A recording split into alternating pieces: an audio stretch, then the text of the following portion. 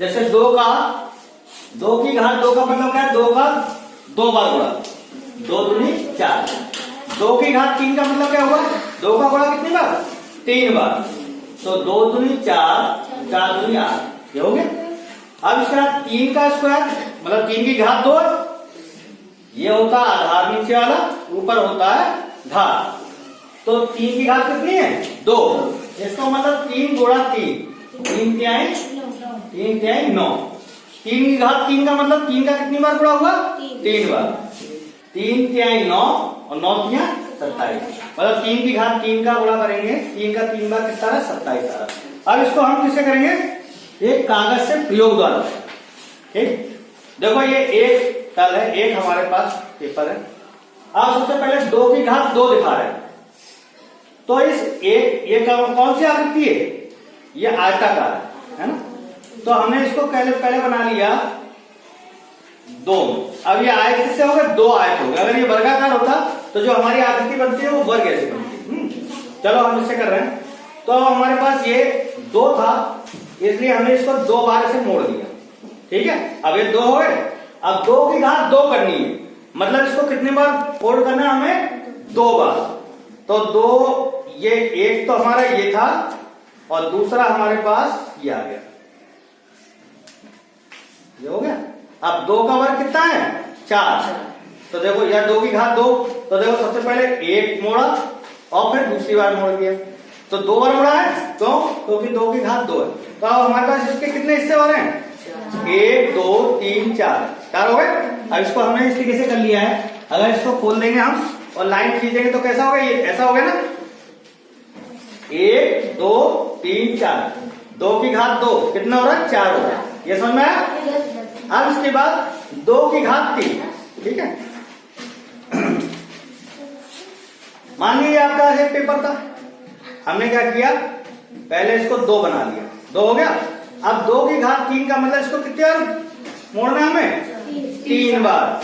तो एक दो और तीन, तीन बार मोड़ दिया। तीन घात है इसलिए कितनी बार मोड़ा, तीन बार।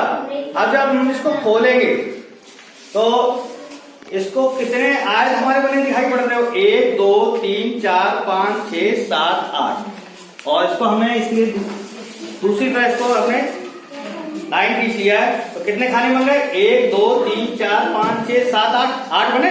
पहले देखो दो बार मोड़ा, दो कर लिया, और दो को तीन बार करना था तो बराबर तीन, एक दो और तीन बार फोल्ड किया। तो कितने हिस्से बन गए इसके बराबर के खाने, आठ। तो दो की घात तीन बराबर क्या हो रहा है, आठ हो रहा है। समझ में आए, समझ में आया सीधे। अब देखो फिर से हमने लिया एक पेपर, ठीक है। अब तीन की घात दो कर रहे हैं, तो सबसे पहले इस पेज को कितने बराबर हिस्सों में मोड़ना पड़ेगा, तीन बार, क्योंकि तीन की घात है। इसलिए हमने देखो एक हिस्से में मोड़ा और फिर दूसरे हिस्से में, तीन हिस्से में मुड़ गया। अब तीन की घात कितनी है, दो। तो हमें इसे कितनी बार मोड़ना पड़ेगा, दो बार।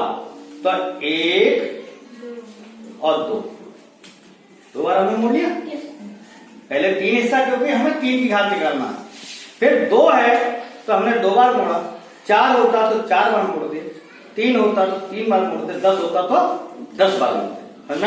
अब देखो इसको आपने खोला तो इसके कितने हिस्से हो गए, देखो तीन है। देखो देखो, एक दो तीन चार पांच छह सात आठ नौ। तो तीन की घात दो मतलब तीन तिया नौ आ गया। अगर हम इसको इस तरीके से कर ले रहे हो, फिर से देख लो। देखो एक पेपर लिया हमने, तीन की घात दो है, तो हमने क्या किया, देखो एक बार मोड़ा और दो बार मोड़ा, ये तीन हो गया। अब कितनी घात है, दो, तो कितनी बार मोड़ेंगे, दो बार, एक और दो, ऐसे तो मोड़ा। जब इसको खोला हमने और हमने इसको अलग अलग लाइन खींच के नंबरिंग दे दिए, तो देखो कितना हो गया, एक दो तीन चार पांच छह सात आठ नौ, दिख रहा है। तो तीन का तीन में गुणा करेंगे या तीन की घात दो बराबर कितना हो गया, नौ। ये समझ में आया। अब इसी तरह हम तीन को कितनी बार मोड़ोगे, तीन बार, तीन की घात तीन। तो सबसे पहले फिर से हमने लिया, तीन बना रहे हैं, ठीक है। मतलब तीन का गुणा कितनी बार, तीन बार। तो सबसे पहले हमने इसको 3 बराबर हिस्से अपने इसके किए, तो एक बार मोड़ा और ये 2 बार मोड़ने से हमारा ये 3 हिस्से हो गए। 3 हो गए, देखो 1 2 3 हिस्से, ठीक, 2 3 हो गए, 1 2 3। अब 3 की घात 3 है, इसका मतलब 3 बार फिर मोड़ रहा है, ये हमने 3 फोल्ड कर लिए। अब देखो 1 2 और ये 3 हिस्से फिर से इसके कर लिए, 3 हिस्से कर लिए। अब इसमें 3 घात है, तो अब इसके कितने बार हिस्से और होने हैं? अभी 2 बार हिस्से और होने, मतलब इसके 3 बार फिर फोल्ड कर लो, 1 2 और ये 3, ठीक है। 3 बार पहले फोल्ड किया, फिर 3 बार फिर कर लिया हमने। अब देखो टोटल हिस्से कितने हो रहे हैं इसके में आ रहे हैं, 1 2 3 4 5 6 7 8 9 9 अपनी 18 और 9 दिया 27। तो इसको अगर हम इसको ड्रॉ कर लेंगे, अगर लाइनिंग को ड्रॉ कर लेंगे, तो ये हमारे पास कितने आ गए, कितने से 27 से, मतलब 3 की घात 3 बराबर 27 है। वैसे देख लो, पहले हमने एक बार फोल्ड किया, फिर 2 बार, तो ये 3 हिस्से बनाए क्योंकि हमें 3 की घात निकालनी है। अब जितनी की जिसकी घात निकालनी हो उतना बार हमें इससे फोल्ड करेंगे। अब फिर हमें 3 की घात 3 थी, तो देखो हमने क्या किया, पहले 3 हिस्से बराबर के किए, ठीक, इसके बाद फिर 3 हिस्से कर लिए, 1 2 और 3, ठीक है। जब इसको हम खोलेंगे तो कितने 27 होंगे।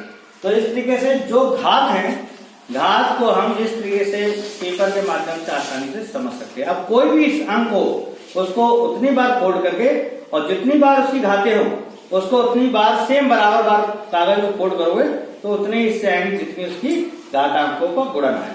समझ आ गया? चलोगे? चलो गुड।